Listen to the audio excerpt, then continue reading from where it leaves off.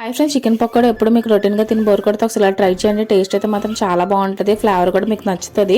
దానికోసం ముందుగా మిక్సీ జార్లోకి మన కారం తగ్గట్టు పచ్చిమిర్చి తీసుకొని ఇందులో కొంచెం కొత్తిమీర పుదీనా యాడ్ చేసి మెత్త మిక్సీ పట్టేసుకోవాలి. చికెన్ అనేది బోన్లెస్ చికెన్ తీసుకొని కొంచెం చిన్న చిన్న పీసెస్ కింద కట్ చేసి వాష్ చేసి ఒక బౌల్లోకి అయితే తీసుకున్నాను.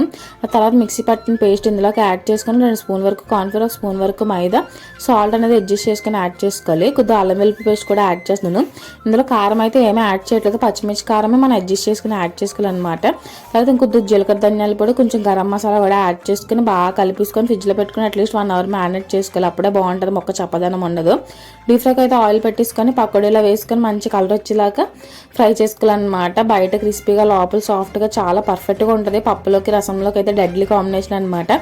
ఈవినింగ్ స్నాక్స్ కింద కూడా పర్ఫెక్ట్గా సెట్ అవుతుంది. Please like, share and subscribe మీకు సభ్య యూట్యూబ్ ఛానల్ ఫాలో అవడం మర్చిపోకండి ఫ్రెండ్స్. ఒక లైక్ కొట్టండి, వెళ్ళిపోకుండా మంచి మంచి వీడియోస్తో మేము ముందుకు వస్తూనే ఉంటాం. కొంచెం సపోర్ట్ చేయండి.